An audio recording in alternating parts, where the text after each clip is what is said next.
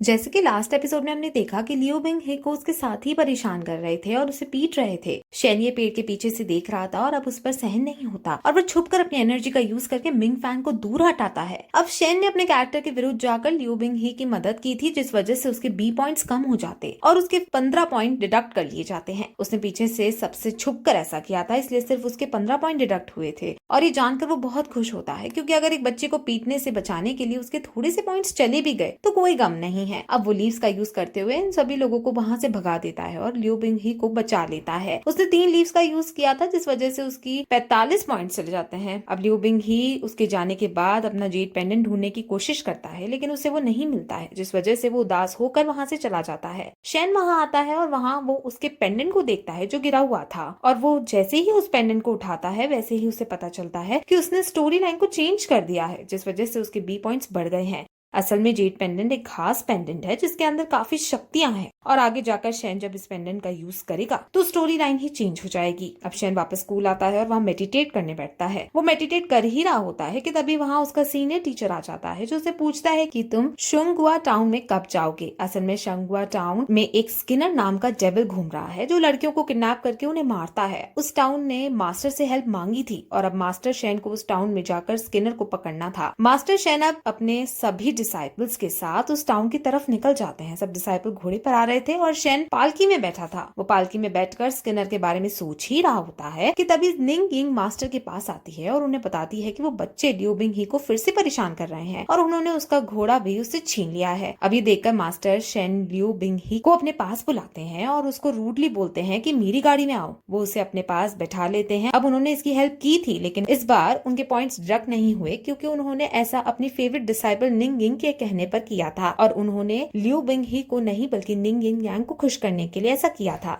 अब वो गाड़ी में बैठे होते हैं और वो लियो बिंग ही को दवाई देते हैं, जिससे लियो बिंग ही अपने घाव पर लगा लेता है और शेन ये देखकर बहुत खुश होता है। लेकिन इविल मास्टर शेन का रियल नेचर स्माइल करने वाला नहीं था, इसलिए उनके 15 पॉइंट्स फिर से डिडक्ट हो जाते हैं। अब उनके पास 165 बी पॉइंट थे। अब फिर वो लोग उस टाउन में पहुंच जाते हैं और वहाँ वो एक मेंशन में जाकर रुकते हैं, जो असल में शेन नाम के एक आदमी का था। शेन के पास कई सारी बीवियां थी और उसे अपनी बीवियों के किडनैप हो जाने का डर था, क्योंकि स्किनर सिर्फ सुंदर लड़कियों को ही अपना टारगेट बना रहा था। शेन की एक पत्नी जिसका नाम डायर है, वो शेन के पास ही बैठी थी और वो डायर के लिए बहुत डर रहा था, क्योंकि वो डायर से बहुत प्यार करता था और वो नहीं चाहता था कि स्किनर डायर को उससे छीन ले। शेन मास्टर से स्किनर को पकड़ने की हेल्प मांगता है और मास्टर अब इस केस की जिम्मेवारी अपने डिसाइपल मिंग फैन को देते हैं। वो मिंग फैन को इस केस का इंचार्ज बना देते हैं। अब शाम को मैंशन के अंदर मास्टर शेन इस केस के बारे में सोच ही रहे होते हैं कि तभी उनके पास निंगेन आती है, जो उनके साथ ये शहर घूमना चाहती थी। मास्टर शेन ये शहर देखना चाहते थे, लेकिन मास्टर शेन का नेचर बहुत भीड़ भाड़ वाली जगहों पर जाने वाला नहीं था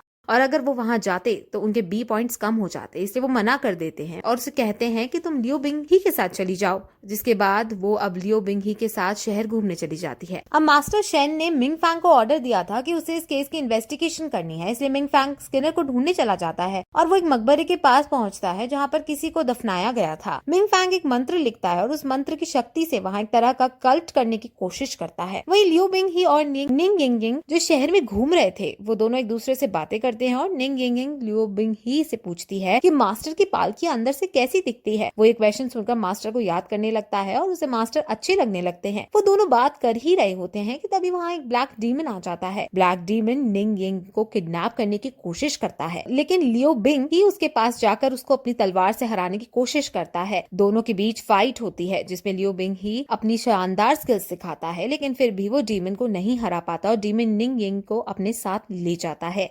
वहीं हम मिंग फैंग को देखते हैं, जो मास्टर शेन के पास वापस लौट आया था और वो मास्टर को बताता है कि ग्रेवयार्ड के पास जो मिट्टी है वो बहुत ज्यादा पोल्यूटेड है, जिस वजह से ये साबित हो जाता है कि वहाँ डीमन रहा करता है। अब मास्टर शेन ये खबर जानकर मिंग फैंग से खुश होता है, लेकिन तभी लियो बिंग ही वहाँ आता है और वो डरते डरते डीमन के बारे में बताता है कि कैसे डीमन यिंग यिंग को किडनैप करके अपने साथ ले गया। ये मिंग फैंग भी सुन लेता है और वो लियो बिंग ही को पीट कर कहता है कि ये सब तुम्हारी वजह से हुआ है। लेकिन मास्टर शेन गुस्से में उन दोनों को शांत कराते हैं और मिंग फैंग को बाहर जाकर इसका पता लगाने को कहते हैं और खुद फिर वो लियो बिंग ही के पास आकर उसे उठाते हैं। लियो बिंग ही उनसे कह रहा था कि ये सब उसकी गलती है और वो पनिशमेंट खाने को भी तैयार है, लेकिन मास्टर शेन उससे कुछ भी कहते हैं और वो फिर उसको लेकर बाहर चले जाते हैं और वो स्किनर को ढूंढने की कोशिश करने लगते हैं। वो एक डीमन है और उसका डीमनिक ऑरा चारों तरफ फैला हुआ है। मास्टर शेन उसके इस ऑरा को देखने की कोशिश करता है और उसे फाइनली उसके ट्रेसेस दिख जाते हैं। वो दोनों अब इन ट्रेसेस का पीछा करते हैं और एक शॉप पर पहुंचते हैं। इस शॉप पर कोई नहीं था और ये बहुत पुरानी शॉप थी। ये शॉप एक परफ्यूम शॉप थी और डीमन ने अपना पूरा ऑरा छुपाने के लिए परफ्यूम का यूज किया था और मास्टर शेन को इस शॉप के आगे से उसका ऑरा कहीं नहीं दिखाई पड़ता। वो सोचने लगता है कि आखिर ये डीमन कहाँ हो सकता है। उन्हें ये सब सोचने में काफी ज्यादा दिक्कत हो रही थी, लेकिन तभी उसे पता चलता है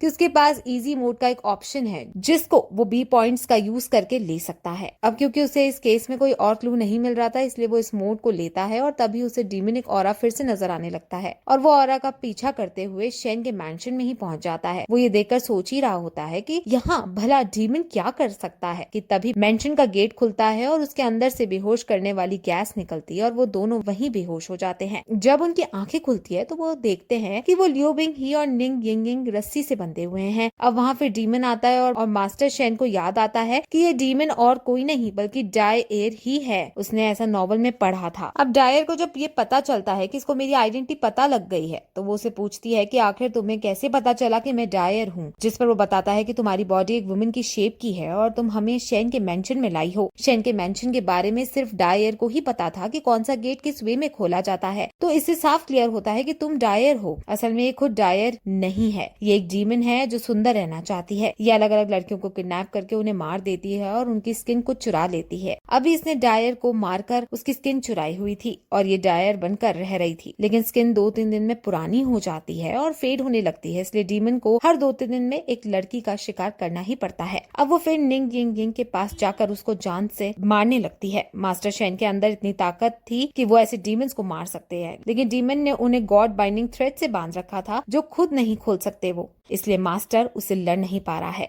वो अब निंग यिंग को मारने ही वाली होती है कि तभी मास्टर कहता है कि तुम इसकी स्किन को यूज करके सिर्फ 1 या 2 दिन तक ही जिंदा रह पाओगी, इसलिए तुम्हें इसको छोड़कर ताकतवर इंसान की स्किन यूज करनी चाहिए। तुम्हें इस लड़की से ज्यादा बेनिफिट नहीं होगा। अब डीमन को उसकी ये बात सही लगती है और वो फिर मास्टर शेन को इविल स्माइल देते हुए कहती है कि अब मैं तुम्हें मारूंगी और तुम्हारी स्किन लूंगी क्योंकि तुम यहाँ पर सबसे शक्तिशाली हो। अब मास्टर शेन ने ये अपने ही पैरों पर कुल्हाड़ी मार ली थी और वो डरने लगते हैं, लेकिन तभी वो एक आइडिया सोचता है। वो एक नॉवल का पार्ट है और इसमें हीरो कभी नहीं मर सकता है, इसलिए वो इस बात का फायदा उठाते हुए डीमन से कहता है कि तुम्हें नए खून की जरूरत है और तुम्हें किसी किशोर उम्र के बच्चे को लेना चाहिए। वो लियो बिंग ही की तरफ इशारा करते हुए ऐसा कह रहा था और अब डीमन उसकी बात में आ जाता है और वो लियो बिंग ही को मारने अब उसकी तरफ जाने लगता है। लियो बिंग ही ये सब देखकर बहुत शौक होता है कि आखिर ये मास्टर क्या कर रहा है, लेकिन जैसे ही डीमन लियो बिंग ही को मारने लगती है वैसे ही वहाँ उस पर बिजली गिरती है और लड़की का तख्ता डीमन के ऊपर गिर जाता है और वो घायल हो जाता है। असल में लियो बिंग ही का मरना विधि के विधान में नहीं लिखा था, जिस वजह से आसपास सिचुएशन ऐसी क्रिएट हुई जिससे लियो बिंग ही की जान जाने से बच गई। अब फिर इतने में लियो बिंग ही को अपनी रस्सी को खोलने का टाइम मिल जाता है और वो उठकर सीधे मास्टर की रस्सी खोलने लगता है। डीमन अब खड़ा होकर गुस्सा करते हुए कहता है कि तुमने मुझे अपनी बातों में फंसाकर ये चाल रची थी और तुम्हें पीछे से मुझ पर वार किया, अब मैं तुम्हें नहीं छोड़ूंगा। वो मास्टर पर अटैक करने के लिए आगे बढ़ती है, लेकिन मास्टर की रस्सी अब खुल चुकी थी, जिस वजह से मास्टर खड़ा होकर उस पर अपने हाथ से वार करता है और वो डीमन एक ही वार में दूर जाकर गिरता है और वहीं मर जाता है। ये देखकर दोनों बच्चे बहुत खुश होते हैं और उन्हें लगता है कि डीमन को लियो बिंग के पास भेजना मास्टर का ही प्लान था। अब इस सबसे लियो बिंग ही मास्टर को पसंद करने लगा था और अब क्योंकि अब मास्टर ने डीमन को मारने का मिशन पूरा कर लिया था और प्रोटैगनिस्ट सेटिस्फैक्शन लेवल पर भी बढ़ गया था, इसलिए अब उनकी ओओसी ब्रेक हो जाती है और वो अब अपने अकॉर्डिंग अपने रियल नेचर रखते हुए आगे जी सकते हैं और उनके बात बात पर भी पॉइंट्स डिडक्ट नहीं होंगे। और ये देखकर मास्टर शेन राहत की सांस लेते हैं और फिर ये एपिसोड इस तरह यहीं खत्म हो जाता है।